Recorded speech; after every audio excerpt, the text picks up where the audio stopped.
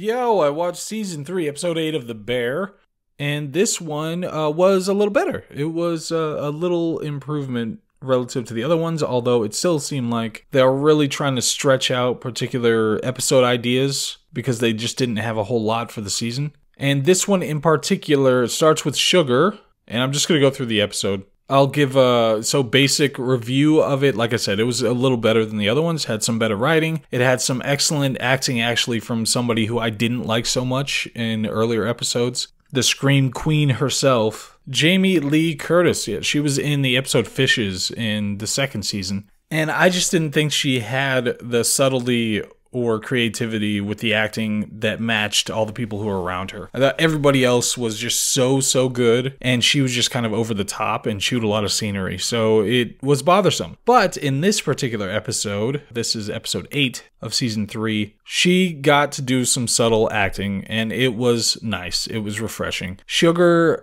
is stuck in traffic. I'm moving into the particulars now, but Sugar starts out stuck in traffic, and it was more reminiscent of early The Bear episodes because there was a lot of cutting. It was making it really frantic, and there were a bunch of things that were adding to the atmosphere of the situation where she'd almost hit this car and try to get this way and try to go that way. She was calling everybody just, and this is what I mean by good writing. This is what I mean, is that it's demonstrating something character-wise and plot-wise and setting something up without explicitly saying it. So she's going through everybody, in a tiered list, a hierarchical list of the people she would like to see or like to help her because she's about to go into labor. That's what she's doing in traffic. She's trying to get out off the road because she's about to go into labor. So she's calling everybody while she's trying to get over, but it's, where are they? They're Chicago, yeah. So it's Chicago traffic. She's trying to get over and just jerking the car, and it's stop and go, and so it's all really hectic and frantic. And she's just running down the Rolodex of everybody that she knows on the phone. And she's driving a Porsche Cayenne, by the way. So I don't know what she was whining about not being able to pay for a house a few episodes ago. Anyway, but so she's going down the Rolodex. She's calling everybody that she knows, and she's going one by one. Who are the people who can come help me and see me to the hospital because I can't even drive right now. I'm going through labor. This is crazy. So it's just one after the other goes to voicemail, and you get an expletive here, and where the hell is this person there? And it's just going down and down until finally she gets one person to answer, and it's her mother. And that's an absolutely excellent setup because there has been a whole bunch of emotional baggage related to these two characters. So it was a great setup and great to structure it this way to be able to have some kind of a resolution, hopefully, with the mother character. Because she is like so often the case in great shows, she is the source of so many things, bad and good.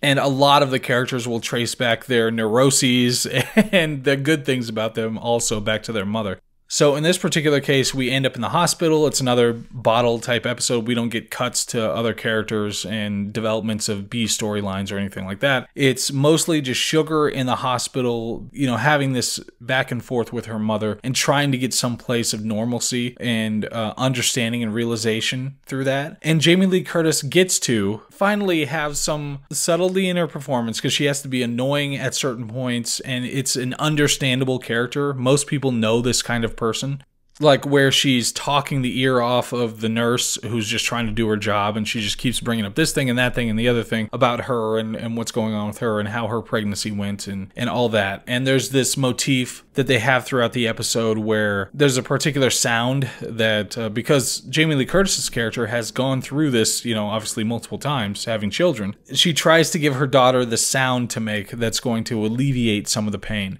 as she's going through the process. And she's really resistant, and she's just saying, no, Mom, do this or do that or whatever.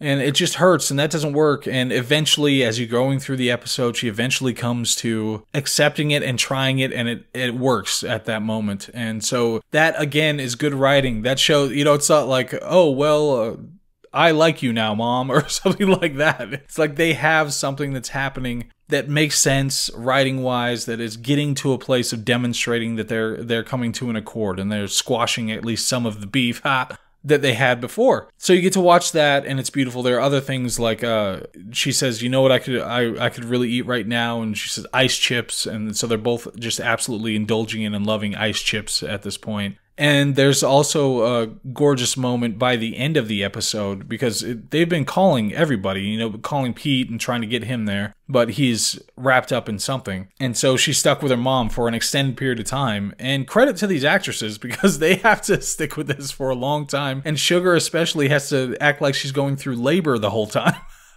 And there are ebbs and flows of the way that she has to feel related to that. You know, sometimes she's, it hurts, but she's going to recover from it. And sometimes you are actually wondering, oh my gosh, where's this going to go? Because it's getting kind of dire in this situation. So a lot of back and forth and a lot of, oh, what's going to happen? And for it being a bottle episode again, that they're just stuck in this hospital, it was definitely one of the better episodes of the season. I appreciated that they had set up those arcs for those two characters and got to some kind of a resolution as we're going through it. One thing, like Sugar at one point explicitly says, okay, Mom, can you just be normal or nice for just once ever? Because I need it right now. And it was a little on the nose, but it makes sense because this is, if ever there was a moment to just demand that your mom stop being a lunatic, then this was the moment, you know, when you're about to have your first child. So that makes a whole lot of sense. And then, like I said, you've got them having this back and forth and Sugar's really resistant at first, but it eases up and they get to have a conversation where Donna talks about all her pregnancies and how difficult Carmi was and how difficult Michael was, and then when she had Sugar, and tells a whole story about when she had Sugar.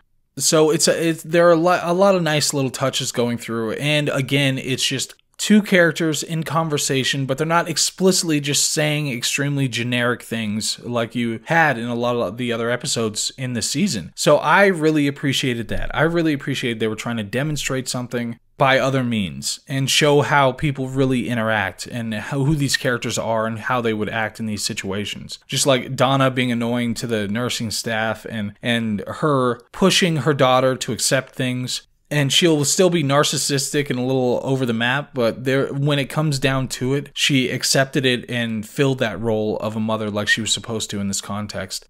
And I knew from the opening scene, when it was more clever with how it was doing storytelling, I just knew that they were doing a little something more with this episode. Like I said, when she's stuck in traffic and they're doing these quick cuts to make it really frantic and intense, and they're demonstrating something by her just calling everybody down the line.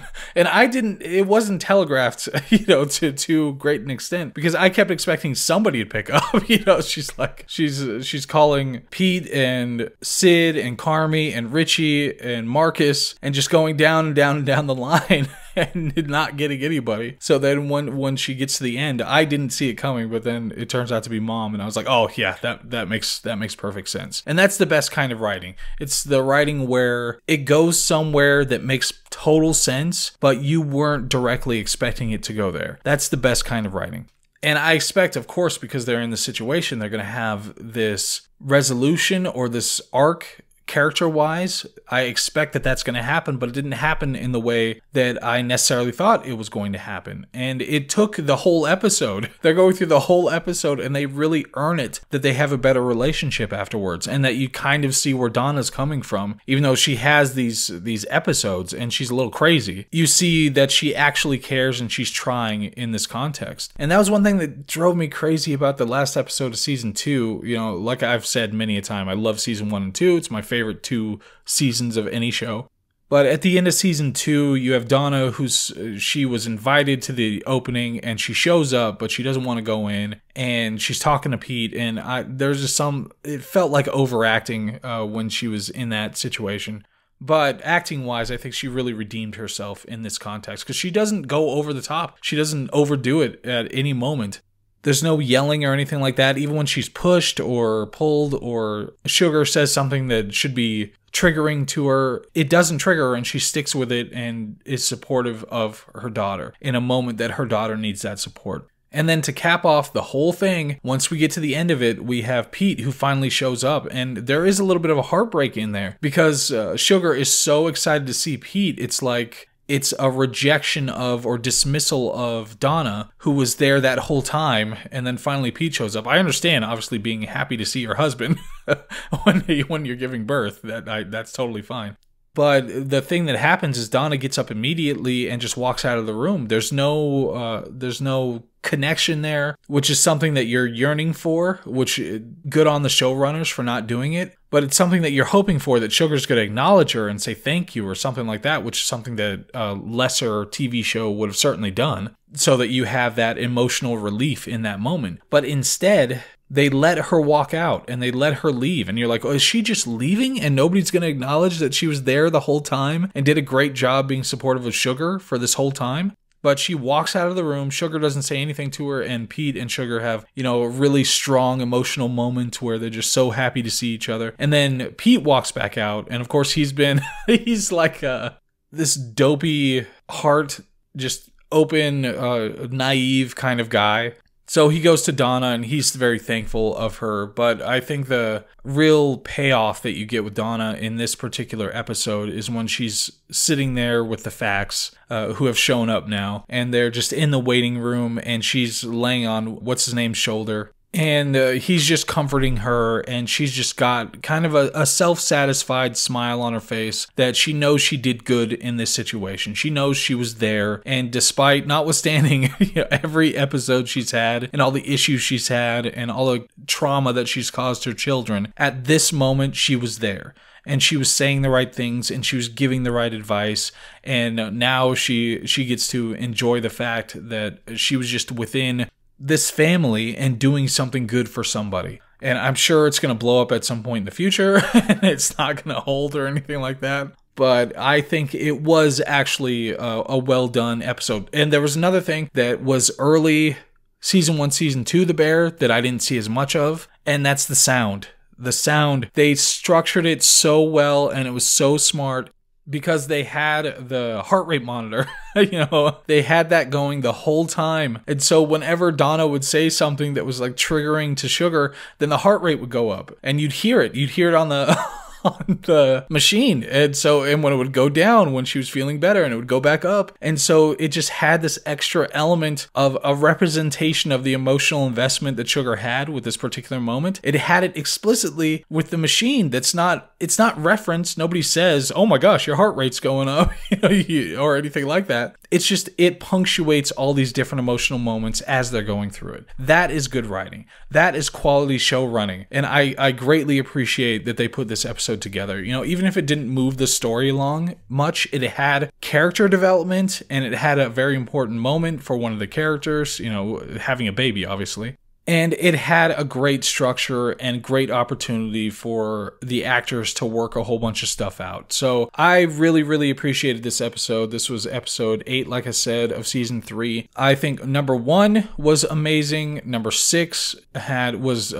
it made up for the weaknesses in the early part of the episode with just an incredible second half of the episode. So 1, 6, and 8, I've very much enjoyed of this season, whereas seasons 1 and 2, I loved absolutely every episode, no question. So, hopefully this is more par for the course going forward, and they had a couple of filler episodes just because they had to stretch it out to a whole season, and the next 2 episodes, if that's how many they have for this season, are fantastic and go back to the recipe that made them so incredible in the first place. So yeah, that's The Bear.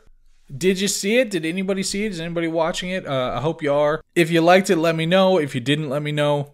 So anyway, yeah, that's The Bear. Hope all is well. See you in the next one. Bye.